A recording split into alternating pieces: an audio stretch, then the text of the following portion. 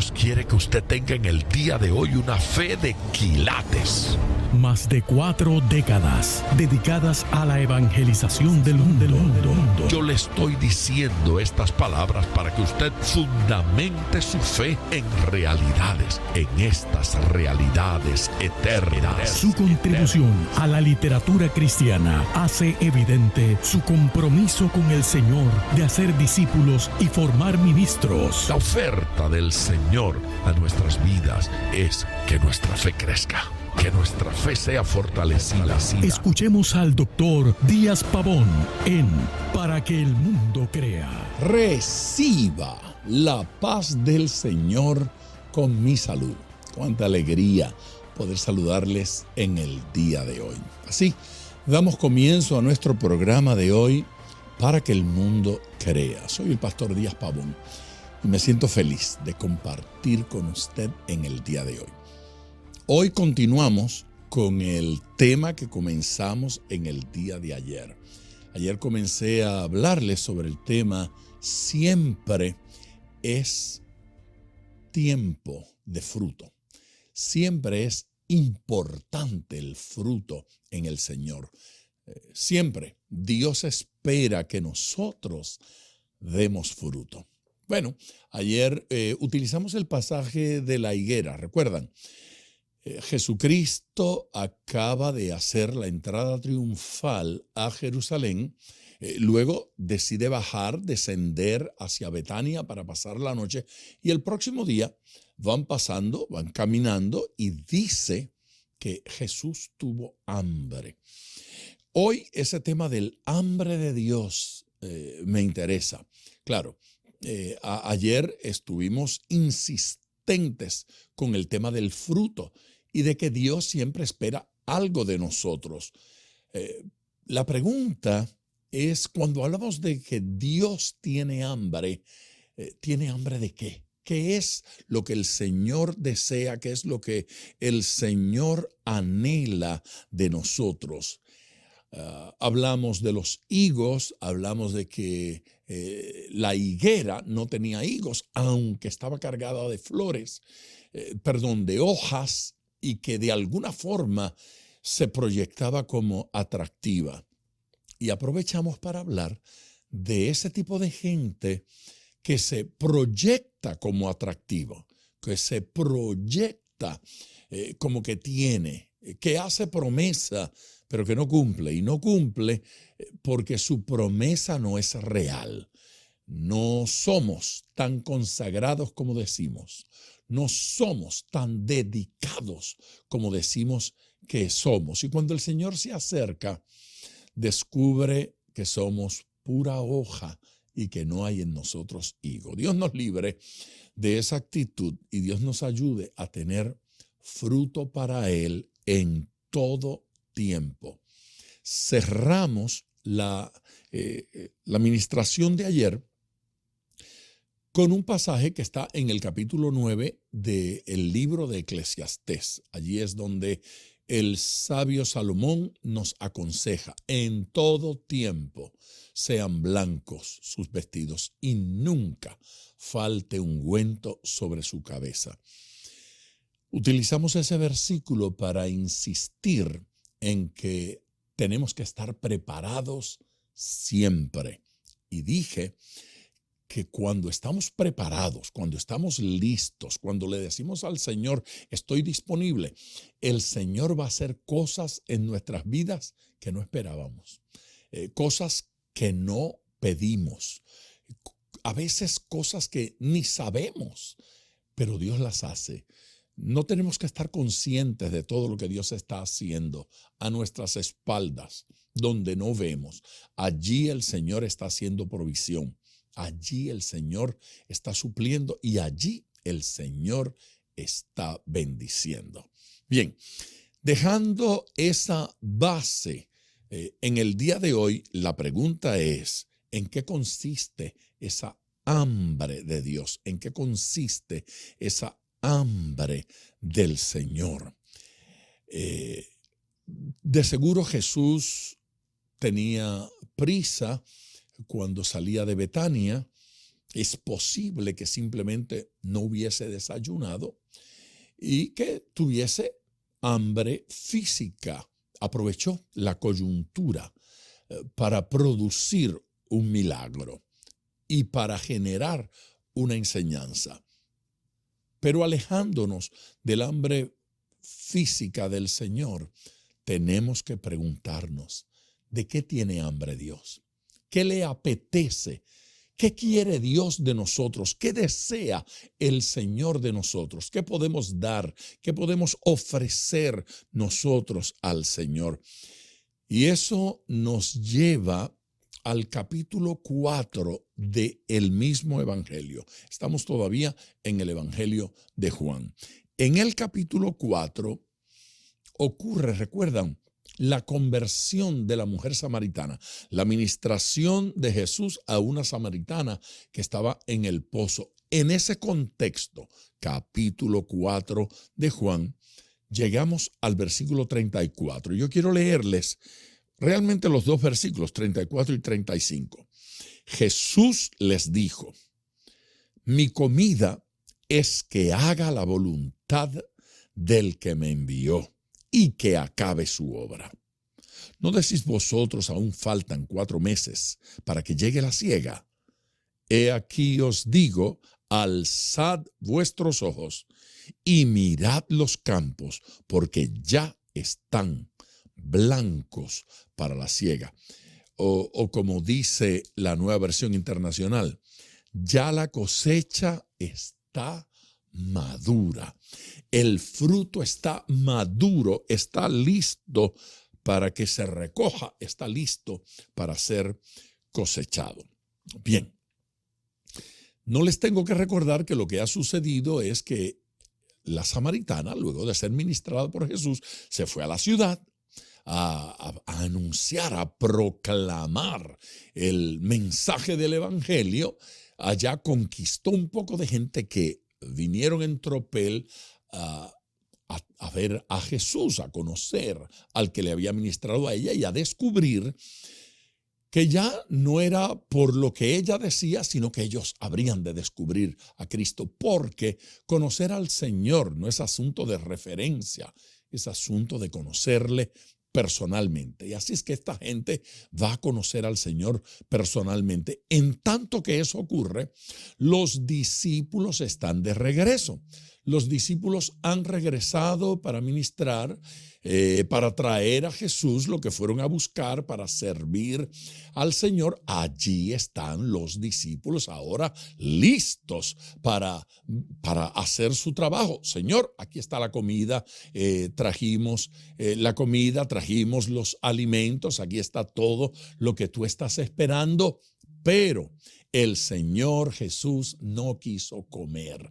Jesús ahora parecía no estar interesado en la comida física, no estar interesado en los alimentos que los discípulos están trayendo.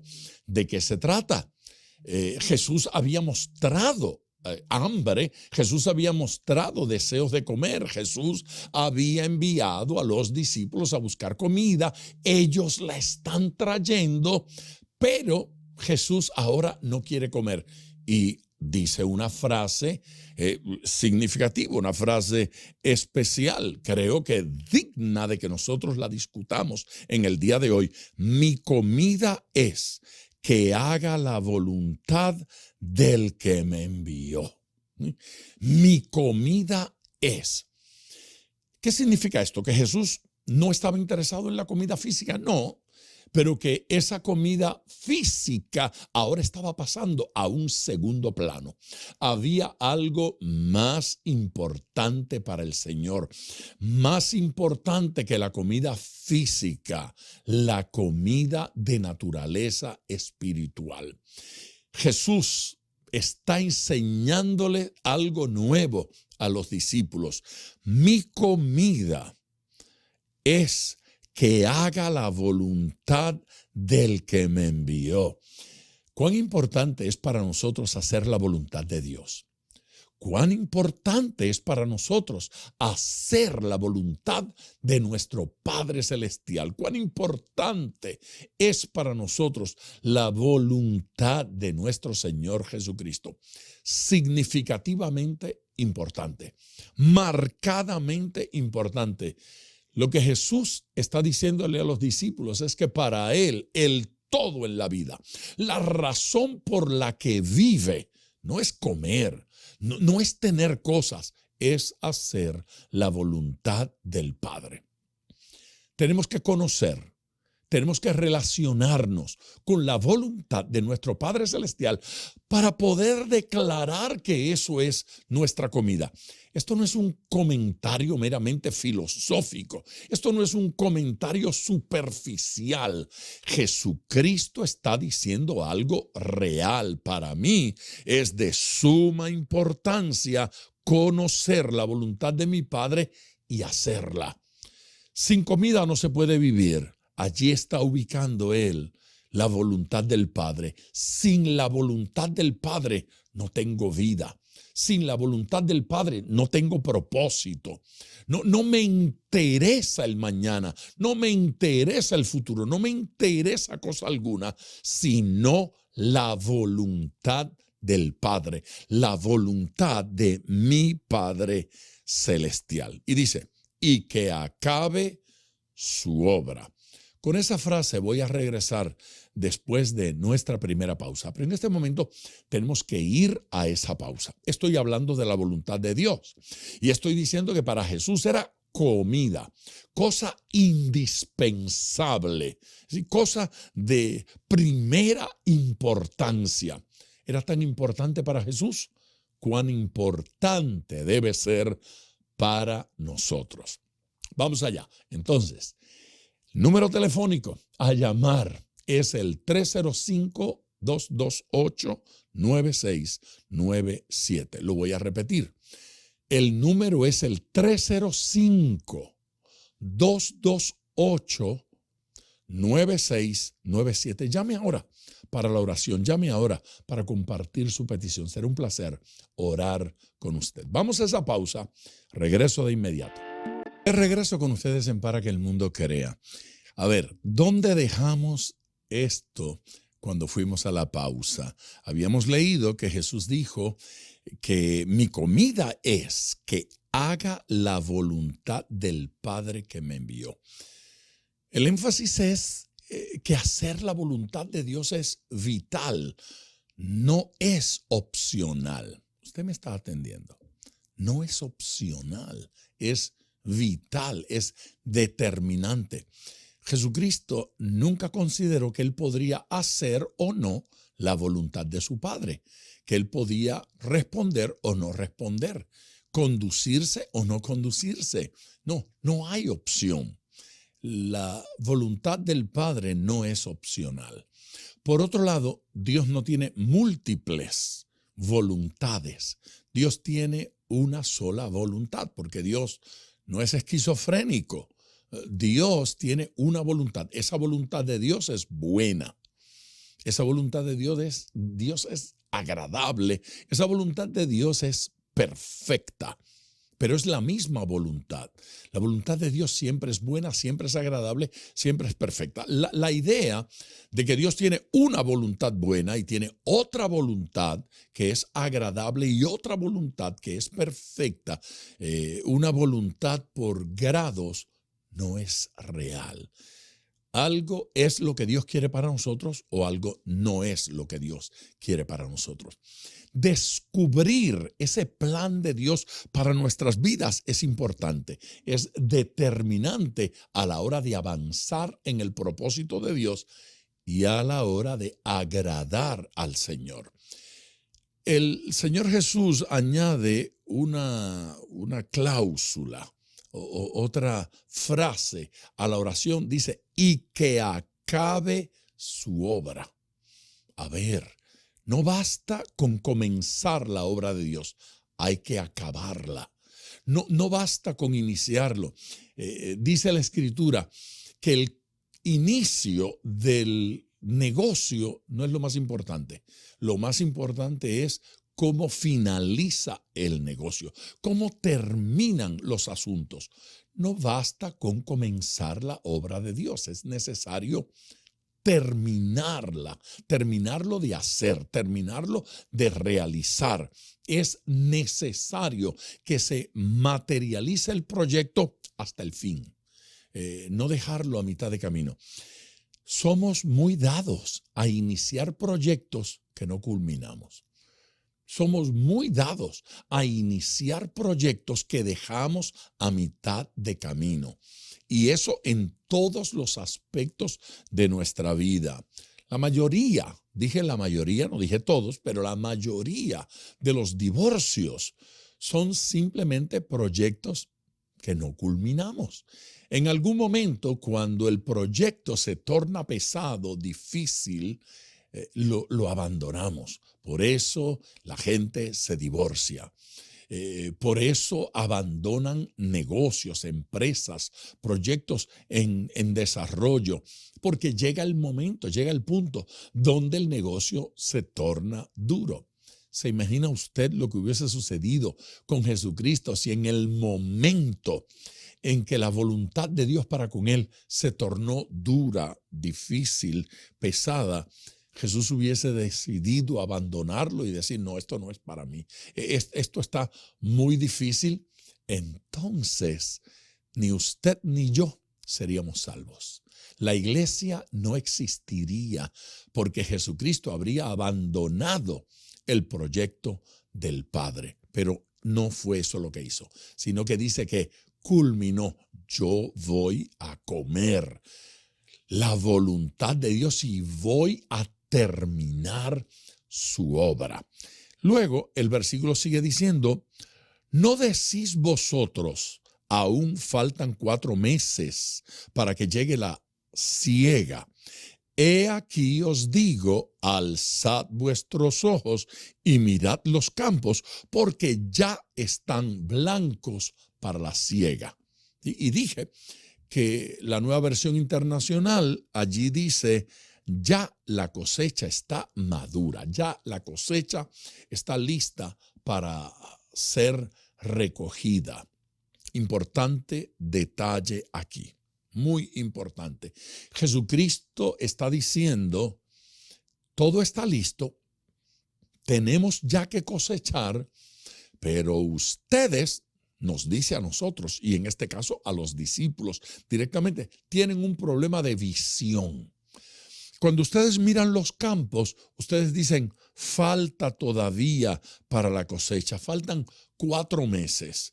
Es decir, la bendición viene en camino, pero no ha llegado. Falta algún tiempo para hacer. La gente proyecta algún día más adelante, yo voy a hacer lo que Dios quiere, cuando me retire, cuando tenga más tiempo, yo me voy a dedicar a lo que el Señor quiere. Eso no es lo que dice aquí. El Señor dice, levanten los ojos y miren. Como si les dijera, miren con los ojos espirituales. Usted no debe olvidar que esta mujer había salido a buscar al pueblo, a proclamar al pueblo, y que ese pueblo viene en camino. Algunos suponen que Jesús no estaba diciendo simplemente, miren la plantación, miren los campos, miren la vegetación, que de alguna forma está viendo otro tipo de cosecha. Gente que viene a conocerle, gente que viene a experimentarle. Es evidente el tono espiritual de este pasaje. Jesús no simplemente está compartiendo principios de agricultura, porque eso no era lo más importante para él. Más bien los utilizaba para comunicar un principio espiritual. En el próximo versículo, en el versículo 36, utiliza una frase, recoge fruto para vida eterna. Se da cuenta que no está hablando simplemente de higos, no está hablando simplemente de uvas, no está hablando simplemente de vegetales, Está hablando de gente. Jesús está hablando de gente. Recoge fruto para vida eterna. Esa expresión para vida eterna dice que hacer la voluntad de Dios aquí, ahora, en la tierra, tiene unas implicaciones de eternidad y que el fruto que Dios quiere que recojamos es un fruto de eternidad. Por lo tanto, no estamos hablando simplemente de diezmos y ofrendas. No estamos hablando simplemente de construir edificios. Yo no dije que eso es malo. Tal vez es muy importante para la vida de una iglesia construir un edificio, una estructura apropiada para ellos operar allí. Pero lo más importante para Dios, lo más importante para el Señor son los corazones, son las personas, la gente. A la hora de fundar una iglesia, lo importante no es dónde va a estar el edificio, lo importante es dónde está la gente. Lo importante no es cómo lo vamos a decorar, de qué color lo vamos a pintar. Eso no es lo importante. Lo más importante es dónde está la gente, cómo las vamos a alcanzar para el Señor. No estamos listos para fundar una iglesia cuando decimos, ya compramos la tierra, vamos a construir el edificio, tenemos el presupuesto para construir el edificio, tenemos el sueldo para el pastor. Yo no dije que eso no es importante, yo estoy diciendo que lo más importante es gente. Jesucristo está pensando en gente. Jesucristo está pensando en corazones, personas que nos vamos a ganar para el Señor. Ese es el fruto que dura, ¿sí? Ese es el fruto que es para vida eterna. ¿Qué fruto busca Dios en nosotros?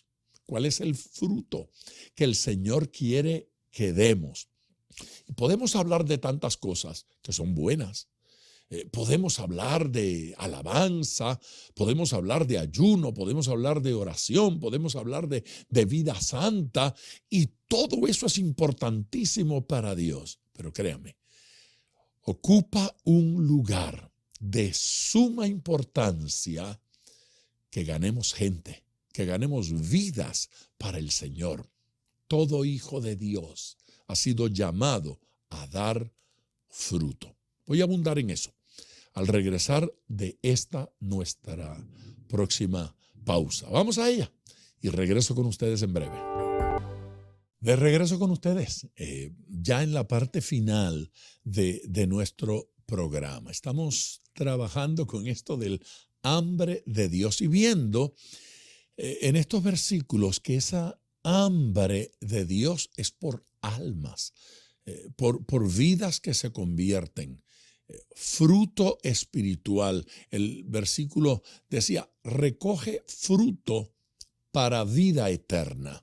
A ver, la idea que comunica es que aquello que hagamos para Dios debemos garantizar que tenga un impacto de eternidad.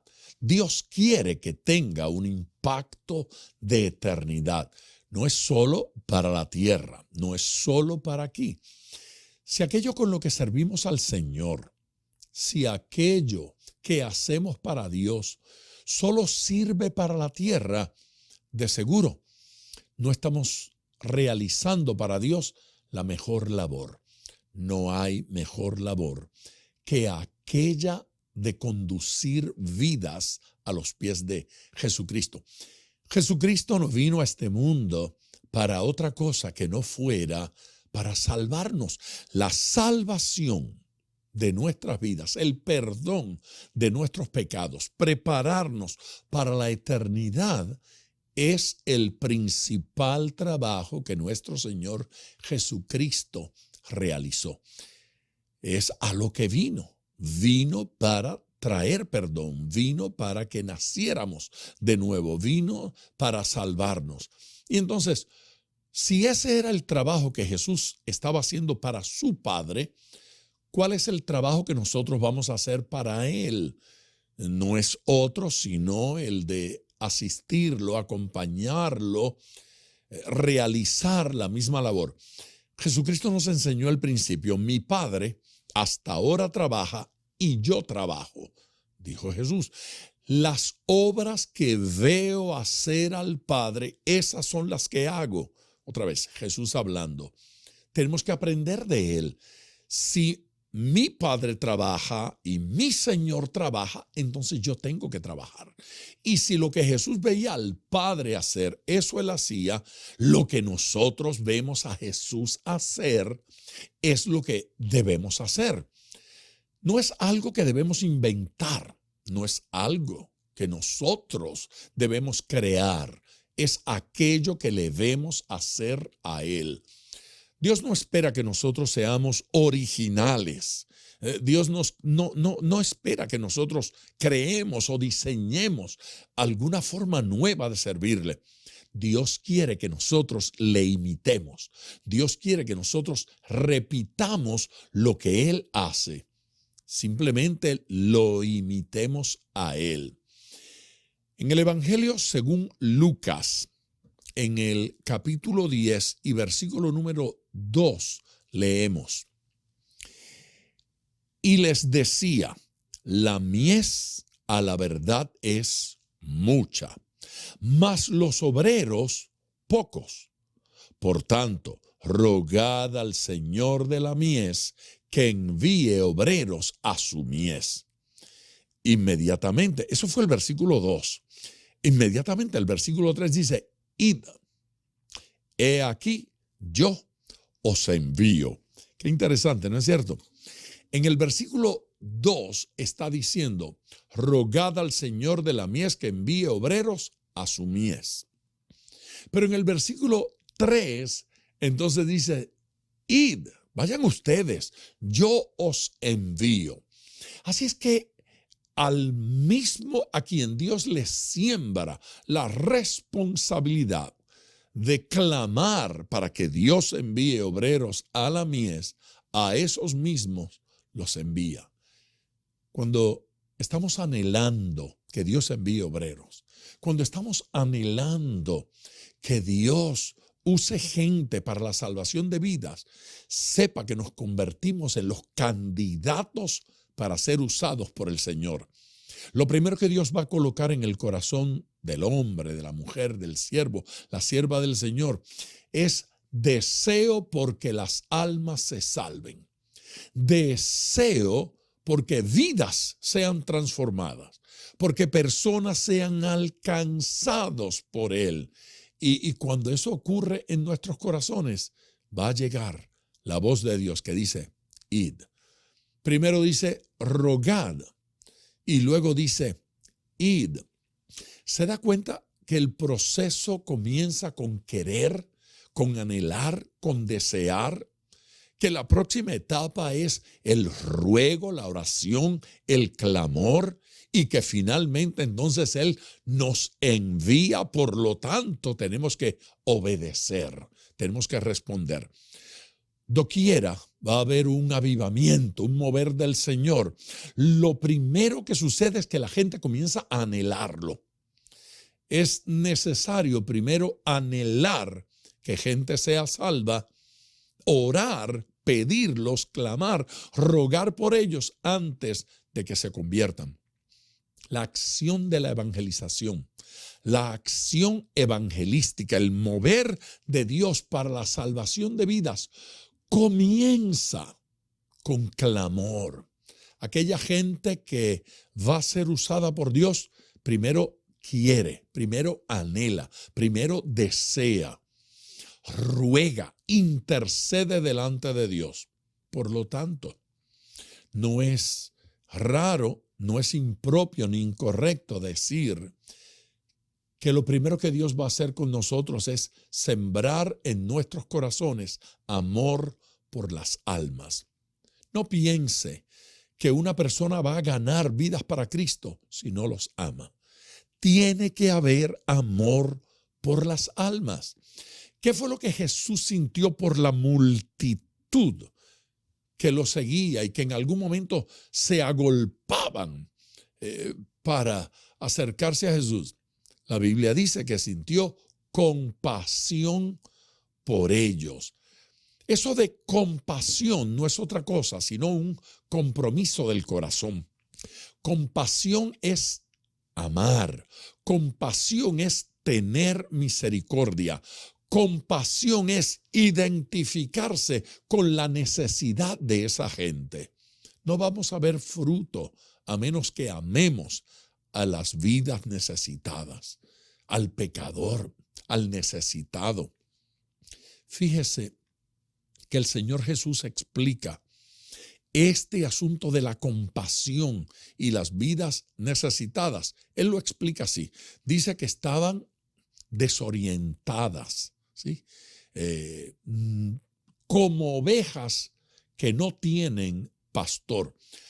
La oveja que no tiene pastor se desorienta, está perdida, porque la oveja no tiene sentido de dirección, la oveja no regresa al lugar donde comió ayer. Hay otros animales que sí, pero la oveja no tiene esa orientación, se desorienta y va en cualquier dirección. Requiere y necesita del pastor para orientarse. Cuando no hay pastor, la oveja está perdida, desorientada, como oveja que no tienen pastor. Ahora bien, ¿se dio cuenta que a quien llamó oveja sin pastor fue a los pecadores? ¿Se da cuenta que a quien llamó oveja sin pastor fue a los inconversos, a los que no tenían a Cristo? Es importante porque los cristianos son llamados ovejas. Y aquí los pecadores también son llamados ovejas. Así es que en esencia no hay ninguna diferencia. Tanto los pecadores como los cristianos en estos pasajes han sido llamados ovejas. ¿Y cuál es la diferencia? Pues que el creyente es uno que encontró a su pastor. El creyente es uno que ya tiene pastor, que ya conoció a su Señor, que ya abrazó a su Señor. El inconverso es una oveja que no ha encontrado a su pastor, por lo tanto, está desorientada. ¿Cuál es la función de la evangelización? No es enseñarle la religión, no es enseñarle dónde queda nuestro templo, es mostrarle quién es el pastor, quién es el Señor. Nuestra tarea evangelística consiste en decirle a esa oveja desorientada, aquí está el buen pastor, venga y conózcalo. En eso consiste la evangelización. Se me acaba el tiempo, tengo que ir a la última pausa y regreso en tiempo de oración. Pero quiero recordarles que puede llamar para oración. Llame al 305-228-9697. Lo repito, 305-228-9697. Vamos allá, regreso para orar. En tiempo de oración debemos interceder por todas las peticiones que nos han llegado. Si usted todavía no se ha comunicado, si no ha llamado para compartir su petición, le pido, le ruego que lo haga ahora mismo. El número es el 305-228-9697. Repito, 305-228-9697. Por favor, llame y comparta su petición, su necesidad. También puede hacerlo a través de las redes sociales, si allí está. Los que están en YouTube, por favor, comuníquense ahora mismo. Háganos saber que en efecto está participando del programa. Escríbanos, envíenos su petición y oramos. Padre Celestial, gracias por toda esta gente preciosa que hoy llama o que de alguna forma se comunica. Señor, yo oro por sus peticiones. Yo oro, Señor, para que en ellos crezca un hambre por ganar almas, hambre por ganar vidas, hambre, apetito apetito espiritual por conducir vidas a los pies de Cristo, por traer vidas a tus pies.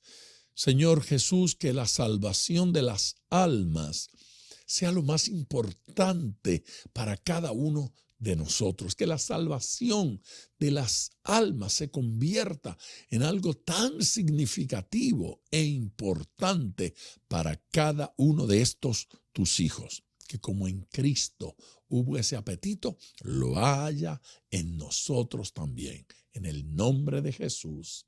Amén. Bueno, gracias por acompañarnos, gracias por su amor, gracias por su atención. No olvide, mañana vamos a estar aquí y ya mañana vamos a culminar con el tema que hemos estado... Gracias por sintonizar Para que el Mundo Crea con el Dr. Díaz Pavón. Nuestro ministerio desea brindarle acceso a este programa descargando gratuitamente la aplicación DPM Radio. Para oración, comuníquenos su necesidad llamando al 305-228-9697. 305-228-9697 o en las redes Facebook e Instagram bajo Díaz Pavón Ministries.